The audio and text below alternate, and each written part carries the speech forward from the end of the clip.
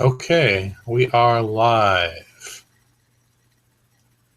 So, folks, if you're viewing on YouTube and you would like to ask questions, go to ScrumFans.com and use the link that says the interactive link. And then with Google Plus, you'll be able to ask questions, and live I can see them here, and we can go ahead and go through those. Or if you'd like to join me here, just go to ScrumFans.com and look at the Google Live Hangouts, the live Google Hangouts, and then select the link that says interactive, or interactive lets you ask questions, or select the link that says panelist, and it says you need a headset and a webcam. Then you can join me right here as a panelist. We have room for 9 folks to join on camera with me here, so we can have a chat. It's a lot easier to chat than questions on text via the chat board here, the question board. Let's see if there's anything new.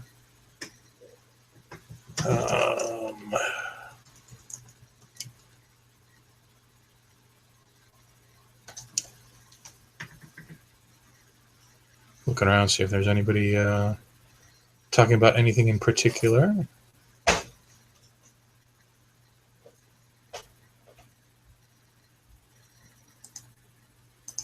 In the meantime, I'm going to look on and see if I see any interesting news articles to talk about.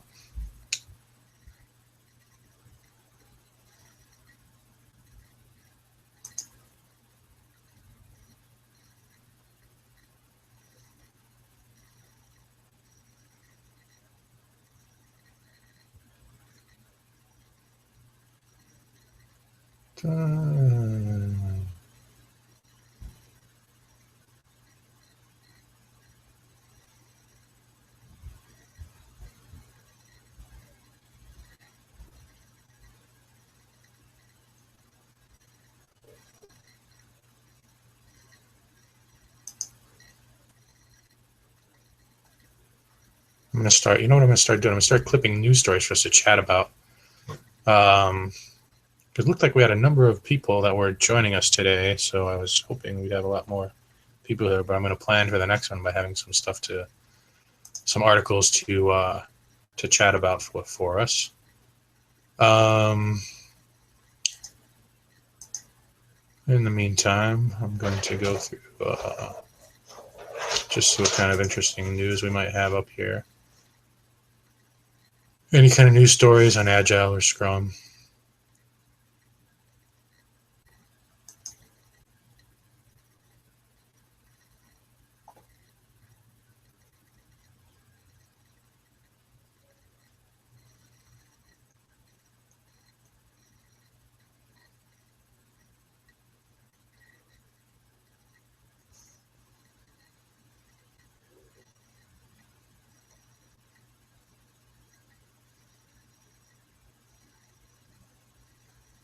All right, if you're joining us and you have any questions, go ahead and pop them on the questions in there, and we'll get started.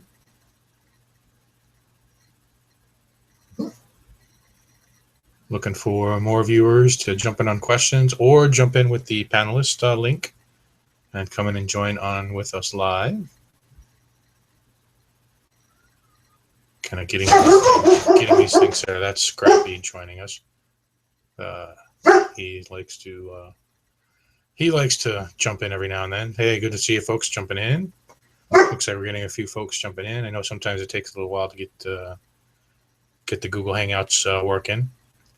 If you've just jumped in and you're on the link with the questions, go ahead and start popping in questions there, or chat topics you'd like to chat about. If you'd like to join here live, use the link. Go to ScrumFans.com. and use the link that's there. It says you need to join this link with your headset and webcam. They could join me here. I've got room for 9 people to join us as panelists here, and then we can kind of chat. We can voice chat versus text questions and topics. So please, if you're out there and want to join with that link, again, go to ScrumFans.com. you'll see a link there that says,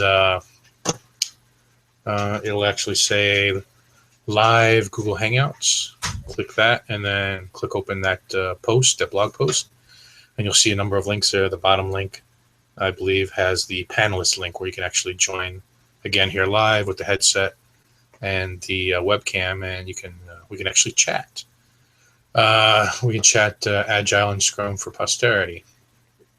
Otherwise, if you're on and you see the questions, you can go ahead and add a question in there. I'll add a question in here so you can kind of see what one of the questions might look like. So here we go. I guess I'll be the first one to add a question in there.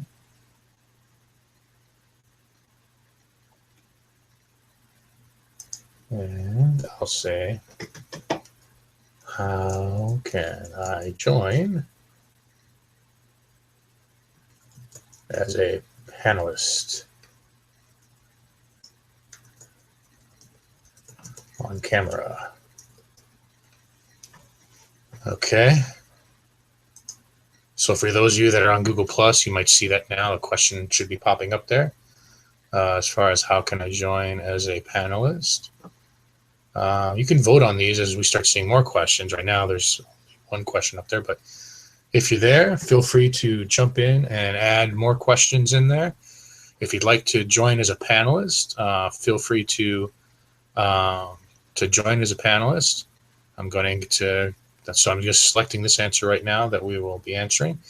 So again, it was a question. I just posted it up there, so we have a question up there. It was, how can I join as a panelist on camera?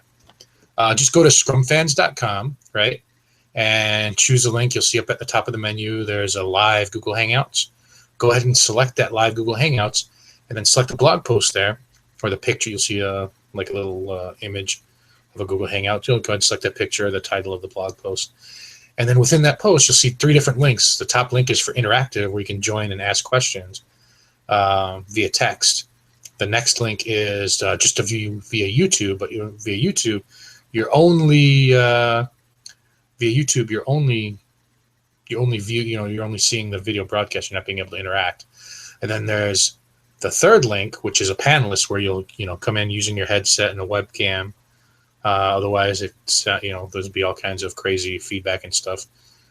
Unless you know how to make that work with your regular microphone and all. As long as you can jump in and we don't have to mute you, but use your webcam and use your microphone. And you'll join me. We have room for 9 folks to join as panelists, so you'll be up here on camera like I am here. And we can actually chat. We can chat Agile and Scrum topics. And then we can take questions together from anybody else that joins in and wants to post any questions up there.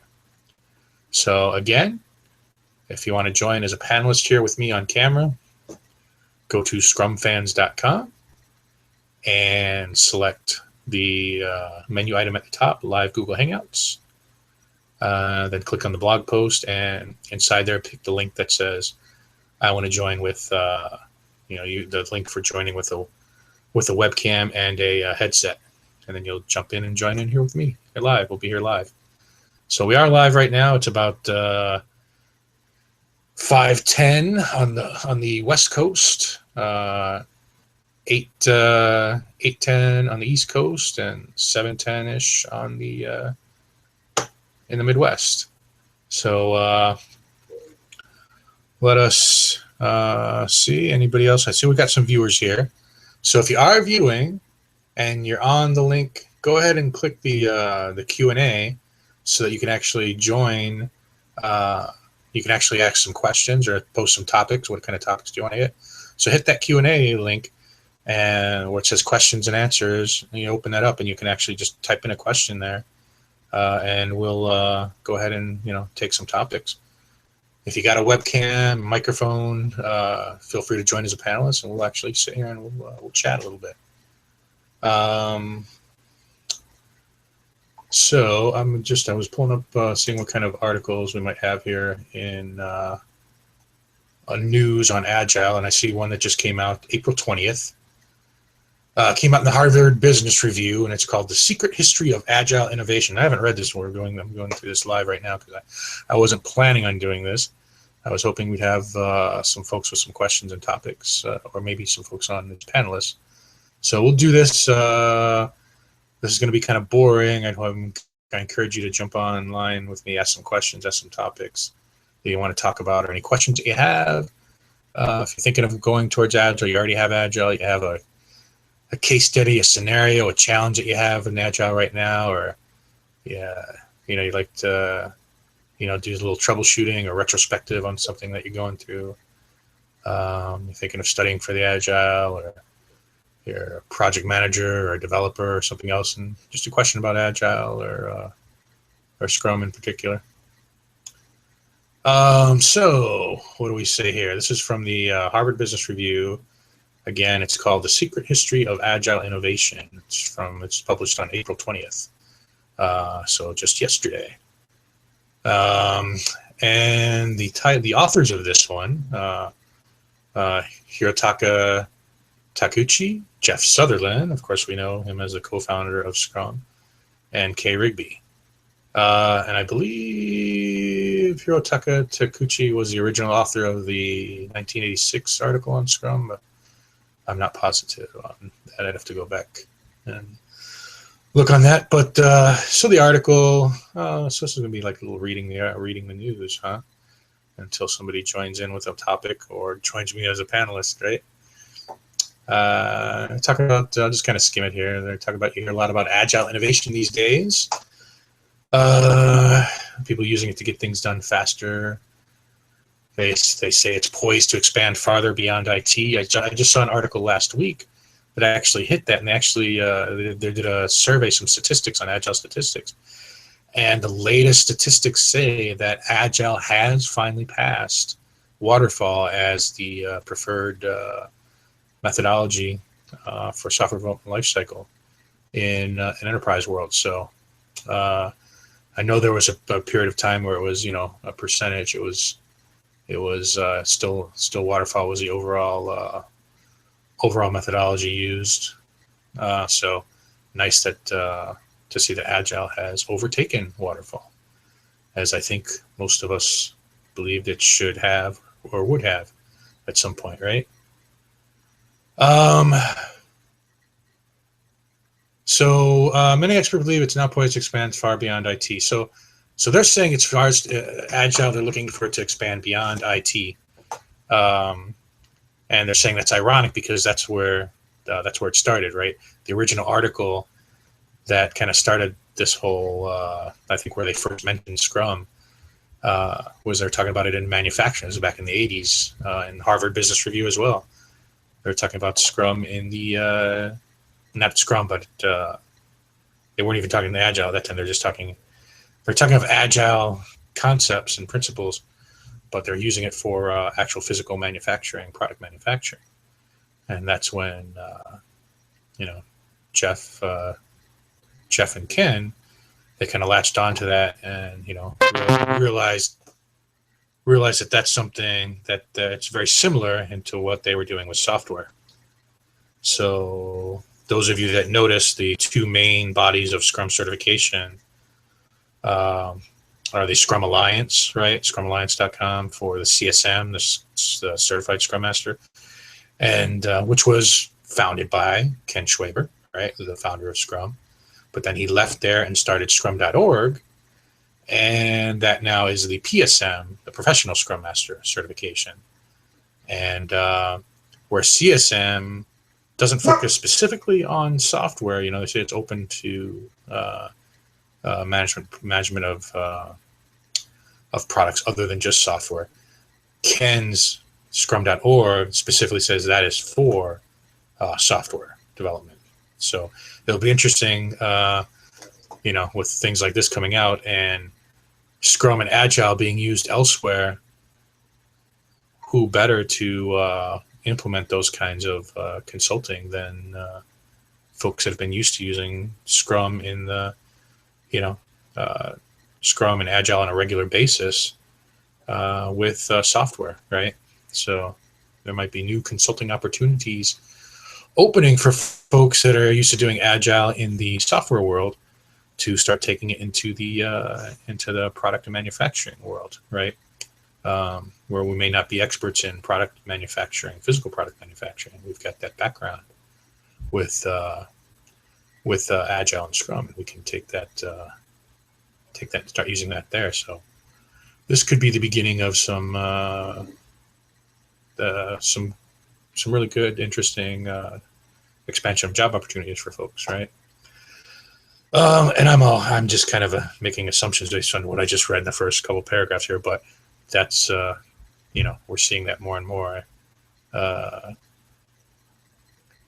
with with Scrum. The more people talk about Scrum, the more Scrum and Agile, you see Agile being used in different ways. There's Agile marketing. People are coming up with, hey, let's do what are Agile marketing techniques? What are Agile manufacturing techniques? Have been around again longer than they were defined, kind of longer than the software techniques. Again, if you're joining us and you'd like to jump on board here on camera with me, I've got room for 9 folks. Just go to ScrumFans.com. You'll see up at the top menu item again, ScrumFans.com, like a fan, like you're going to fan yourself, or a fan of Scrum, right? ScrumFans, plural with an S, .com, ScrumFans.com. At the top, you'll see a link there. It says Live Google Hangouts, a menu item. Go ahead and click on that and click on the blog post there, which will talk about the live Hangout that we got today. And go ahead and select that, and you'll see 3 different links. One of the link at the bottom is for interacting via the as a panelist here live via camera and microphone, webcam and microphone. So go ahead and click that link. You can join me up here live, and we can actually chat. We can have a chat about whatever might be on your mind about in the Agile world, right? And if you're joining via Google Plus, use the top link. If maybe you don't have a webcam or anything, or a microphone, or don't know how to get that stuff working, join the top link, which is interactive, and go ahead and start typing in questions or topics that you want when you get to that link, and we can talk about those. So again, I encourage anybody that's out there, either pop in some questions there, or jump on board and join me as a panelist here. I know we're kind of getting these things. This is like this is the third one that we pulled off here. So we're kind of getting used to. I think as we get used to doing these as a regular cadence, we'll start seeing more people joining. And I think one thing I'll start doing too is I'm going to start making news snippets for the future ones, and have some backup news articles that we can kind of chat about as we're looking for folks to hit up the question. Now, for those of you that are here, as soon as you see post, whether you got it as in a mailing list or you got it through your meetup, for the posting for the next meeting like this, next virtual lean topics on Agile, you can go ahead and start hitting that link, the Google Plus link, the interactive one, and start adding questions right away then. Because you can add questions anytime from when you see that initial invitation go out up until right now, and actually during this live broadcasting, you can actually add questions and topics there. Again, if you're out there, I'm just going to kind of go through some articles here, but that wasn't the intention of this broadcast. The intention was to talk about topics that are of interest to you and that are on your mind, things that you may be dealing with right now in whatever life cycle of Scrum or Agile you may personally be in. All right. Okay, we got a question coming in here from Marie. Okay, so I am a recent PMP, but don't know much about Agile. Can you give a brief definition and overview explanation? Great question. Great question, Marie. So again, I'll and actually for those of you that can see the questions, you can actually see Marie's question here. So Marie again asks, I'm a recent PMP, but don't know much about Agile. Can you give a brief definition, an overview, and explanation? So yeah, that's great. I'm a PMP as well. I'm an active PMP, as well as Scrum certified as well. And so I've taken your journey, Marie, as I think a lot of people that are PMP are starting to find more and more. And I was just kind of talking about this. I don't know if you caught this earlier, Marie, but new statistics I saw last week on Agile, it's actually now finally taken over waterfall. So where you might see typical waterfall and PMP style projects, they've now been taken over by Agile project methodologies. And so what Agile basically is, Marie, it's a framework. It's a software development lifecycle framework. Actually, we were just talking about this as an article that I was just talking about in Harvard Business Review that came out yesterday. It's a framework of agile manufacturing that isn't just for software, and originally was manufacturing. And Ken Schwaber and Jeff Sutherland took it with the techniques that they were using to actually use that concept and name it, and use some of the concepts that they were doing in manufacturing towards what they're doing with software. So it's a more efficient way of making software to be agile, right? And or whatever product you happen to be working with, if you're looking to use agile for product development. Now I'm speaking from the software side because that's my background, is software development. But like I was just talking about, for those of us that are in software and practicing agile, based on this new article, and probably what you've seen, is there's more and more talk of agile, not just in the software world, but outside of IT into the manufacturing world. It's being taken up more and more. And that's opportunities for folks like us who know agile really well and have been practicing it in the software world to practice in the manufacturing world. So getting back to Marie's question, is an overview of Agile or Scrum. What it basically allows you to do is to develop, and I'm going to talk in terms of software, but think of it in terms of product. But in terms of what we develop on a regular basis on projects that I work with, is we develop software. But we do it in what's called an agile way. What that means is that typically in waterfall and PMP process, you go through phases. They call it waterfall phase because first you do your design work and develop your requirement. You do your elicitation work and you develop your requirements, right? And that takes a period of time. And once you have your requirements documentation, you might have a pre-baseline or some kind of a milestone where you hand that over. And that kind of becomes a contract, like the requirements are done. That phase is done. You generally don't go back to requirements once requirements are done. You now hand them off to design, where they kind of take the requirements and they work with those and they define how they're going to implement those requirements, right? And in determining how they're going to implement those requirements, they come up with, typically in software world, we come up with a functional spec, high-level requirements, some kind of requirements, some kind of a implementation documentation that defines how we're going to implement those requirements, how we're going to do those requirements. And we typically call that a functional specification document, or maybe a design document. And then it goes on, and then so as a PMP, it goes in phases, and every time you finish a phase, you move on to the next phase, but you generally don't go back. What we do in Agile is we turn those into small iterative cycles. And kind of, it's weird sometimes this camera, and we, kind of iterative, my hand, there we go. I have to look at the board when I do it because it's looking at the camera as I'm doing this. My hand doesn't move the way my eye sees it on the camera. We do these iterations during what we call a sprint. So we break down the development of, say we have 100 items that are requirements in your typical, say, PMP or waterfall project.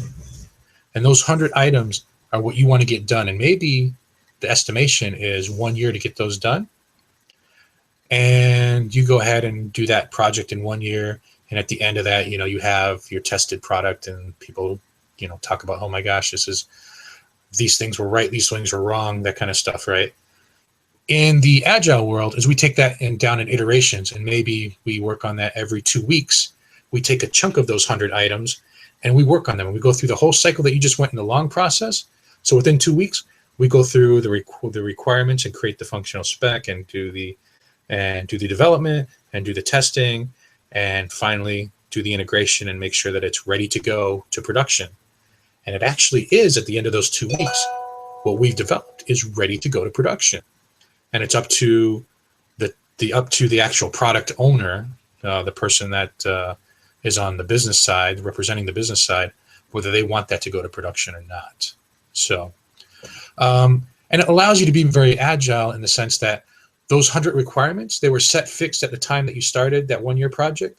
In this case, every 2 weeks, as we knock out those 100 requirements, those 100 requirements could grow to 200 requirements, or they could stay at 100 requirements, depending on the environment that the business is working in, right? They can now react to competition. They can react to changing business value on those requirements, right? You're trying to bubble up the highest business value items at the top that you're working on and producing those first, right? So you're getting your biggest bang for your buck. And it's kind of like how you see Google and a lot of these online services, they come out with products and they call them beta, right? And they start throwing out features and letting you start using those right away. And that's kind of an agile method of using it. We get to use those products and give feedback, and then they might change what they're going to give us next based on the feedback that we give them. We say, wow, that was great. Those first 10 requirements. Now that you do that, could you do this? And everybody thinks about it and they think, oh, wow, that's a much better feature than what we had in our original 100 requirements. Let's add that in and prioritize that higher. So that's kind of the idea. And over those course of those, every 2 weeks, you're getting more and more iterations of software that is production ready, and you actually put it into production and use it. Sometimes you might not put it into production every 2 weeks. That's again dependent on the business on when they want to put that into production. But as far as the development team is concerned, it's ready to go to production every 2 weeks, right? Because they've completed all their work in every 2 weeks. They're not leaving anything left over in general, right? If you've got an agile team that's working on queue. And that 2 week period in Agile or in Scrum, I'll speak in Scrum because that's what I typically work with is Scrum, is we call that from 1 week to 4 weeks. We generally don't do these, think of these as mini projects. We don't generally do those any more than a 4 week period, right? It's a 1 week, 2 week, 3 week, or 4 week sprint. So kind of think of that as a recurring cadence. So you do something every 2 weeks. Every 2 weeks, you're producing more, taking more requirements, developing those. Next sprint, taking more requirements, developing those. And whatever doesn't get done goes back into that original set of requirements and gets reprioritized before the next sprint, right? So you can change, right? That's the agility of it. You can change on a dime, right? So you can give feedback. You can throw ahead in the questions. Feel free to throw feedback in there. More questions on elaborating on anything there or not. But I hope that answered. Cool, but how and when? So this is another one. Okay, I'm going to call this one done on this one. One of the cool things I'll let you guys know about too is when this video is done on replay, and not just for today, but even for the future or past videos, when you look at the playbacks, these questions, as they're answered in the video, when you view them through Google Plus link, you'll come back here just like you're asking the questions now. When you play back the video later, the questions will be there, and when you click on a question, it'll take you to right in the video where that question was answered. So it's really cool. It's kind of a way of navigating through the video to see where questions were answered. So the next question Marie asks is, cool, but how and when is the total or initial scope actually approved so that the items in the first sprints are considering the needs of the future requirements? Okay, so I'm going to add this to our next answered question. So again, so Maria is asking, right, so she understands how we're working here, but when is the total scope approved, right? Because typically when you're doing waterfall projects, you have that pre-baseline and baseline, or whatever kind of milestone you may call it.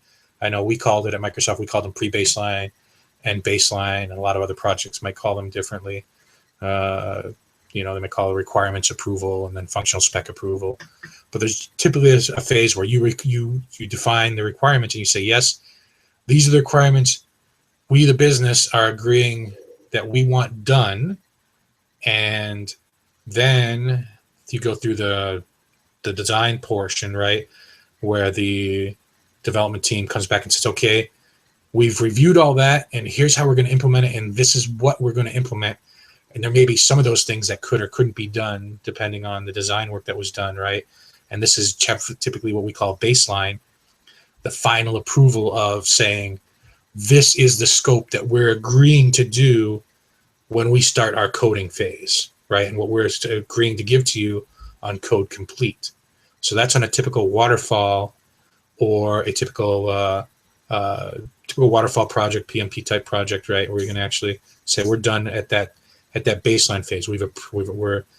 We're agreeing to this scope, and then throughout the process you have to manage your change requests, right? And as things change. So Nigel's got a question. I'll jump on that one next. What you do, and here's where it's a little bit different.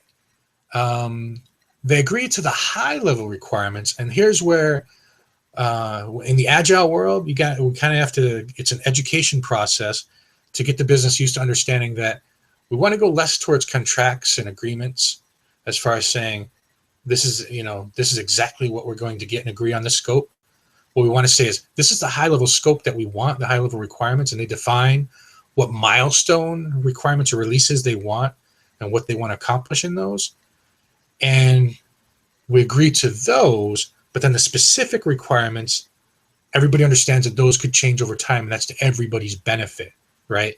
Because it's not the development team that's going to decide what changes. It's the business, and we're allowing that to be in the business's hands. So we can do some release planning and determine estimations on when they're going to get certain milestones of releases in their scope completed, high-level requirements, but those may not be exactly specific as what the requirements were defined in the beginning, right? Because they're going to have an opportunity to change every time they go through a sprint and change the requirements, right? But they know what they're going for in their planning, and they do kind of roadmap planning similar to release planning, right? And they're going through that.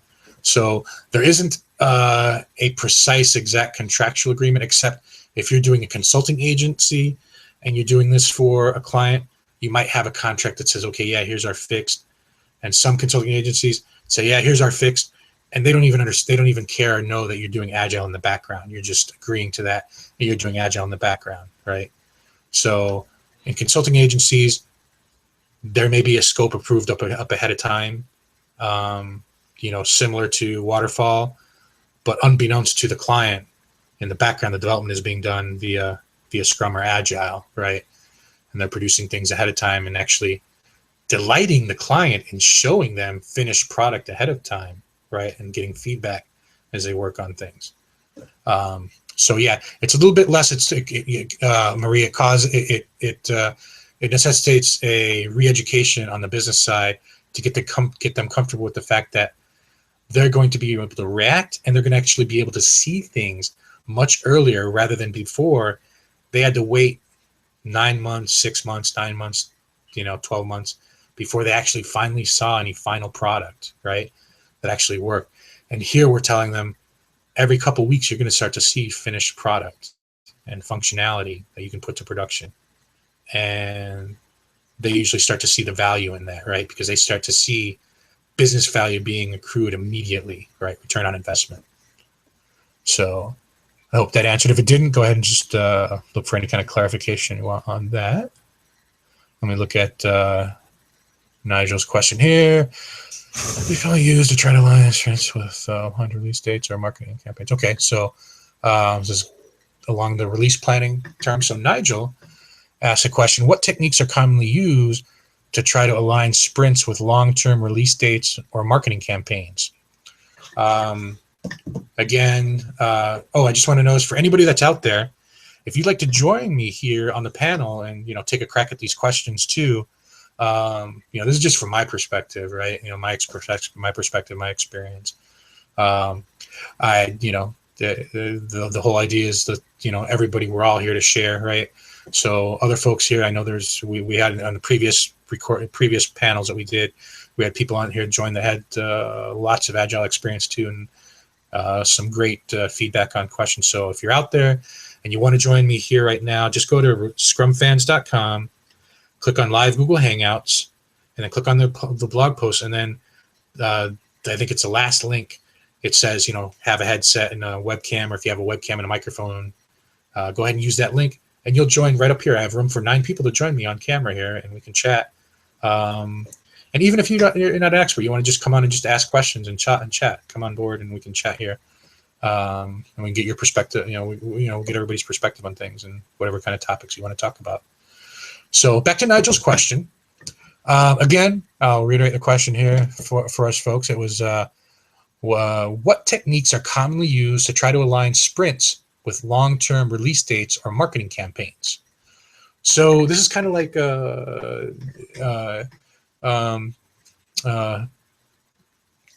touches a tangent of what Marie's question was, right? Hey, we got some scope, we got some, how do we agree on things? How does people know how to plan marketing strategies or long-term release dates? They can, they got certain things they got to plan, right? It's, marketing campaigns take time to plan and they need to know what they're planning for, right?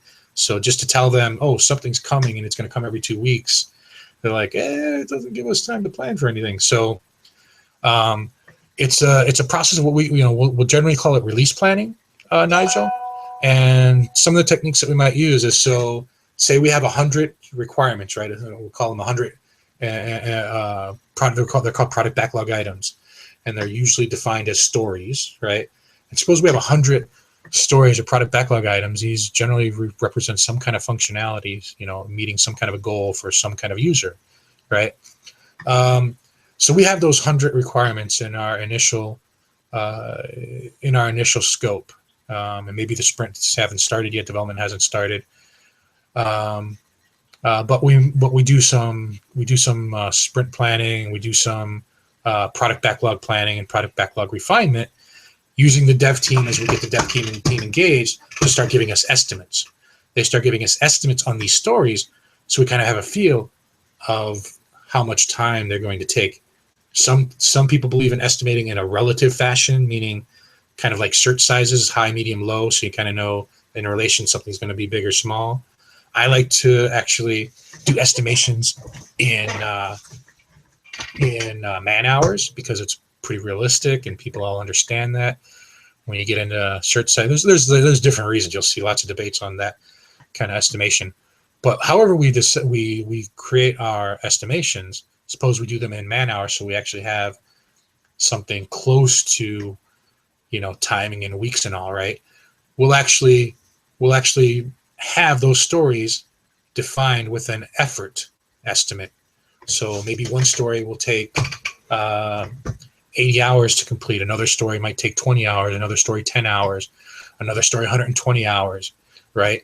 So we take that information and then we take our capacity of our development team, right? So at the point that we have our development team selected, and we know we have maybe 5 developers, and we know each developer can do 20 hours of work a week, 20 task hours. And here's another thing people talk about, you typically don't have 40 hours of task work a week available, even though there's 40 hours of work week available, because people go have meetings, they have post-production bugs, they have all kinds of things that take away. So a pretty good maximum is 20 hours of task hours that people have available. And sometimes it's less than that, actually, in reality. So suppose we have 20 hours of task available for each developer, and you'd go through this planning process every week as you do your sprint planning. But initially you try and start out and you try and take into account vacations and training schedules and other project initiatives and whatever else they're doing that might take away from their capacity that they have available.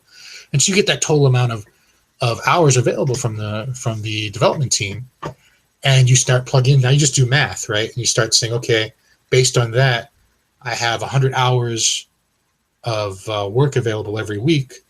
So if I'm doing 2-week sprints, I have 200 hours of work available, and I start chunking in and figuring, okay, that's how many stories I can fit. I can fit 200 hours of stories into every sprint, right? And so you start doing this release planning, and you start to chunk out and say, okay, I can get this based on where we are now. And again, these are all estimates, and that's where Agile believes in being transparent and letting your business know, hey, these are our best estimates at this point in time. Understand things may change, because you're going to be in charge of being able to change these initiatives, right? And these requirements. And you're generally going to be changing it to your benefit to get the best value and best return on investment out of this, right? So, but in the beginning, when you start, you'll have that initial estimate to say, okay, here's how many sprints we think it's going to take to get to one release point where they say, okay, these are all the pieces of functionality that we have that meets release 1 of a major release that we want to have a marketing campaign to meet. And so they can kind of figure, okay, maybe that's 2 months out. 2 months out, we go through 8 sprints, and we have enough for one release. And you do the same thing the next sprint, and you figure out how many sprints before the next release. And this is a major milestone where you have all this functionality that meets a particular marketing campaign that says, hey, now we're producing version 1.5 that has this, right? And then you come out with, Windows 10 or Windows 9 or whatever, right? But you'll have that ability to do that, and that's called release planning. And it happens ongoing. It doesn't just happen at the beginning. It's always going on, because every week and every sprint, things are changing. We call that product backlog refinement. And not only are you planning for your next coming sprint, but you're doing your release planning for your future releases, right? Because things change over time as those requirements change. And you're working with your marketing team because they're understanding that as well, because they're realizing, okay, yeah, things change, but we're trying to keep with the major, and this leads back to Marie's question, right? Well, you're trying to keep back to those releases and what the major functionality of those releases are, right? The intent of those releases. You're trying to keep that. You're trying to keep with that. Some of the functionality there may change from what was originally planned, but the goal of that initial release is planned to be met, right? That's a milestone. So I hope that answered that for you, Nigel. Let's see if we got another one here, Nigel. Let me read this through here real quick. That all APIs are going to have to be broken down into half and over the cost. I got through more gloomy. Yep. Okay. Yeah. So, this is funny. I feel like telling a story. You kind of remind me of a story here, Nigel. I have a group here in Seattle. There's some Agile happy hours that meet here with live, and my mom, she passed last year, actually. Last year, a day from yesterday. So this kind of question kind of reminds me of it. But I used to go with her to pick her up from dialysis, and one day I went to pick her up from dialysis, and I said, Mom, I can't take you to take you back home right now. I've got to take you with me to this meeting. I'm having an Agile meeting where we're talking about Agile, and she knows what I do, so she kind of understands a little bit. And I said, do you feel like playing a game? And she goes, yeah. I go, well, how about we play a game like you're going to pretend to be Ken Schwaber's sister? And she goes, oh, yeah, that would be fun. And you're going to tell everybody that you're Ken Schwaber's sister. You actually kind of helped him develop the Scrum theory, and you're going to go out on a speaking tour, and you're going to start taking some of the limelight, because you're going to start letting people know that you actually you were there helping your little brother because you're his older sister.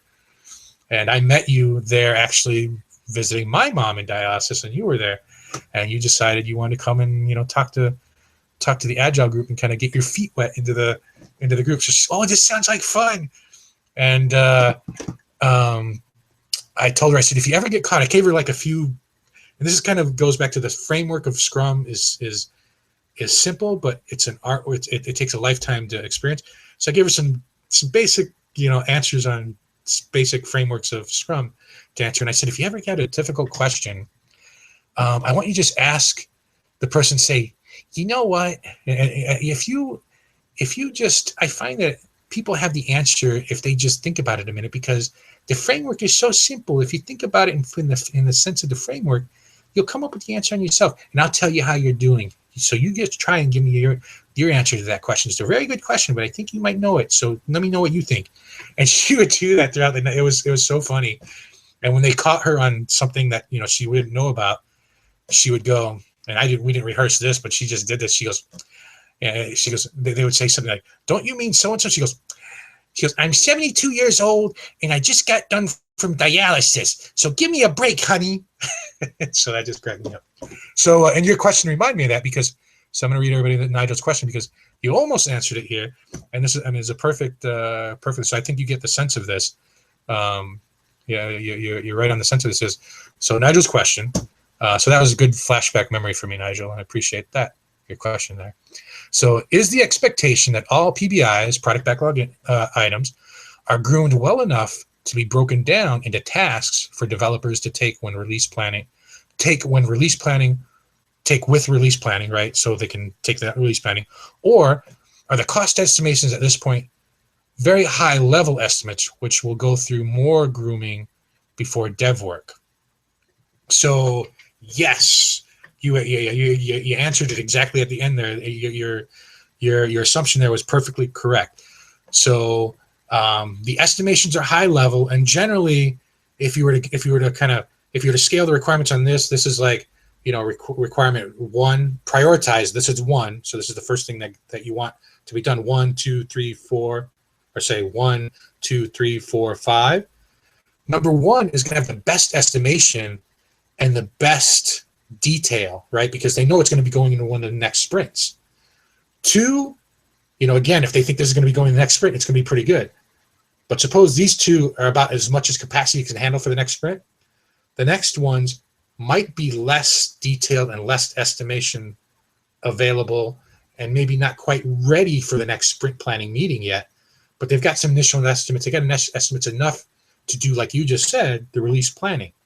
But then as we get closer, because remember I said every week we're doing more and more product backlog refinement, or like you say, product backlog grooming. So grooming and refinement, taking those as synonymous, it's just like the official thing they call now grooming. Now they call it refinement, right? Because they want you to understand that we're not just grooming, but we're really we're trying to make it better in detail, so that it actually means more and is very specific, right, in detail, enough that it is ready for the next sprint, right? So that the estimates here should be pretty accurate on the top and ready to go in the next sprint planning meeting, right? You shouldn't, the dev shouldn't have to say, well, you know what, we're not quite sure about these estimates, and we're not quite sure about the details that you have in these. But these, as we do more refinement meetings, we're going to go through and the devs are going to say, well, you know what? We gave estimates here based on what we understood, but in order to get really better estimates, we need to understand these details a little bit more. So they may put questions into the PBIs for the product owner to answer, or they may during the refinement meeting say, okay, can we discuss this a little bit more, because we just have a high level estimate for this, but we don't understand it more until we get a little bit more refinement on the details that you have here. It's not very clear. We still have questions. And if there are questions, just like if there's still questions, that means something isn't ready. It's not really ready to be completely tested or developed, right? If there's open questions on it, you can get a start on it, a head start, but things could grow, could expand, or contract depending on the further research you do into them. So, yeah, exactly right. They're just done on a high level for that release planning. It's every time you do more product backlog refinement, you'll do more release planning. You'll do more sprint plan. You'll do more refinement for release planning as well as the next sprint planning to get them ready. So your release planning will get better every sprint that you go, as well as your product backlog items are going to be refined and ready for the next sprints. So yeah, exactly right on the money there. So I hope that made sense. We're out of questions right now, so if anybody has anything, jump in. If anybody wants to jump on board with the we'll probably only have about 10 minutes to go. And if there are any more questions, we'll go ahead and jump on those. So feel free to pop any more questions. I'll see if there's any more news. Like I told you guys, there's some of the news. I just opened up an article from Harvard Business Review that talks about the fact that Agile is now, it's becoming, experts are now believe it's poised to expand way beyond just IT world, right? Just software development. That it's ready to be, Agile is ready to start taking all product development by storm, right? Because they're seeing how good it works with software. And of course, it wasn't developed for it was developed originally as manufacturing, right? And then software started using it, but we didn't really develop it for manufacturing here in the U.S. as much as it was like abroad in Japan and such, right?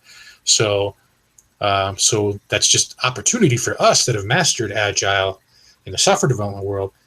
We could be, we could be called upon for product development world, for process development, right? So business processing kind of thing. We can go in and start trying to improve that with Agile methodologies, right? So that was a cool article. The other thing I saw, there are some statistics I just saw that recently Agile software development has overtaken waterfall software development in the as the methodology of choice. And I can't remember if it was worldwide or just United States wide. I think it might have just been United States development effort wide for software development.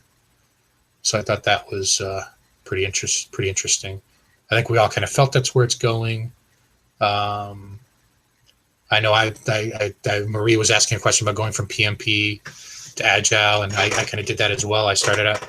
I actually started out back in the 90s being Agile. I started out doing development, software development, both as a developer and as a project manager, as an Agile process. We just called it RAD, rapid application development, and I was developing requirements in the morning with the business. And then in the evening, I was, coding them myself and with with other developers, and the same thing, the PM working with in the morning and the evening. So doing like 1 day sprints, it's kind of fun. And we're actually producing, we're working live, in enterprise, the enterprise software, doing it that way. So it was kind of fun. We didn't even know. We didn't call them sprints or anything. We just, we're calling it prototyping or proof of concept, right? Because we're working with proof of concept teams, right? Where we're duplicating their existing systems. They're using the new systems until they can finally be satisfied that it has all the software that now they can roll over their legacy systems to the new system. So that was kind of interesting. And then I went from that to working for Microsoft in the 2000s, and then did some PMP. And I don't know if anybody's out there familiar with TSP/PSP, Team Software Process, which if you thought PMP was strict and process driven, wow, TSP/PSP, it's like down to our meetings are scripted. It's really crazy. And yeah, that'd be a fun topic. I wonder if anybody's ever played around with that before. But yeah, luckily we had a lot of freedom to use. We were able to use whatever frameworks we felt as PMs, right? We were able to say, hey, we can use parts of regular waterfall. We weren't PMP, Microsoft wasn't PMP, it didn't matter whether you had PMP or not, but we did waterfall. Then we had this TSP/PSP, and then we used Scrum as well, Agile. So you can mix and match. We were able to mix and match those, and kind of made these hybrid, projects as we kind of felt pulling pieces of those together. So that was kind of a fun experience. So let's see if there's anything else to go over here. I don't see any other questions coming in. What was this question? There's another article here. Oh, so this article came out today. All these articles coming out. This article came out today. It's in Forbes, and it's called HBR's Embrace of Agile. So that's the Harvard Business Review's current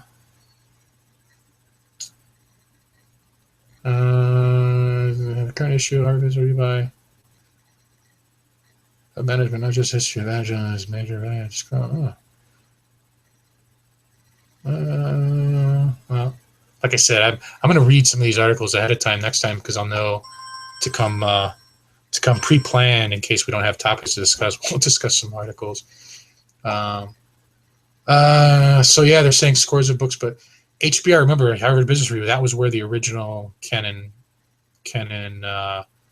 Jeff found the Scrum, and I think it was actually by Hirotaki Takuchi when he kind of described the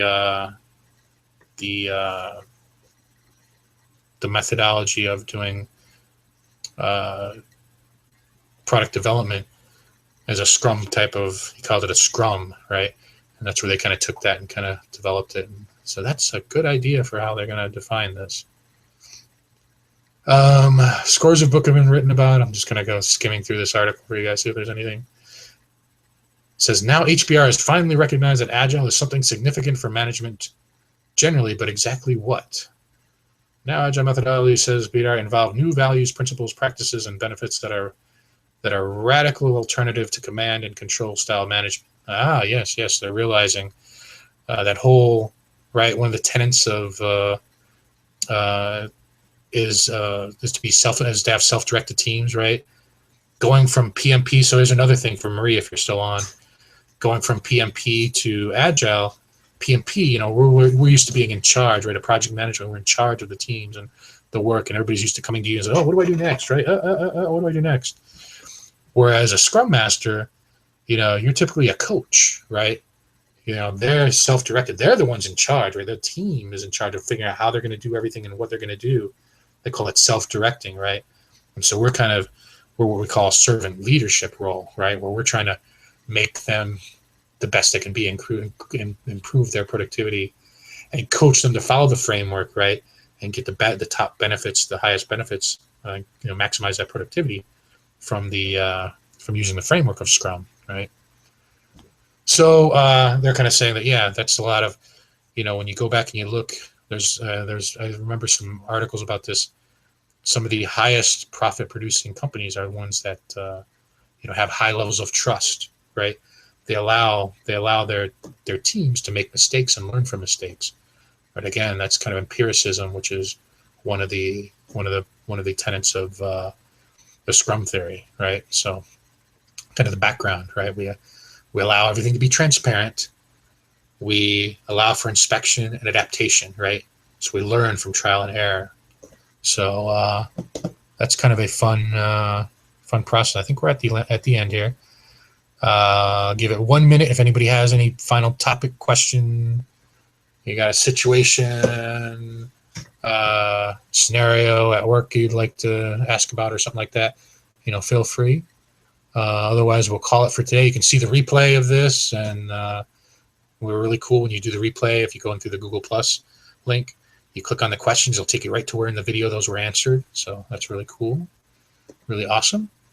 So again, I think folks are jumping in and out. If you have any last minute question or topic, go ahead and feel free. We can touch that. If not, I will close it down in 2 minutes here, unless we got something anybody wants to go ahead and pop in the topic. Or of course, if you want to jump on to the panelist and jump on and we can chat for a minute, we can do that too.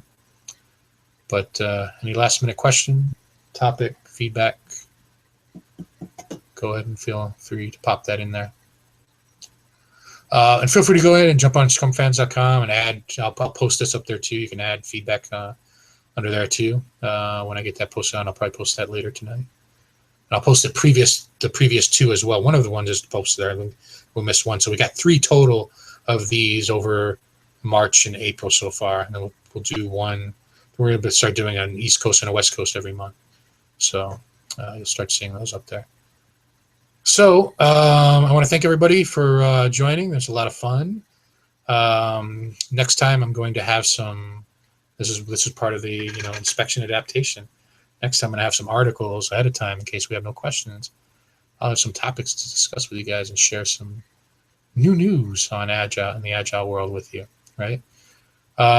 So thanks again for joining, and feel free to reach out if you have a question for me, Sam at ScrumFans.com, Sam at ScrumFans.com, and I will look forward to chatting with you. Take care. Bye, everybody.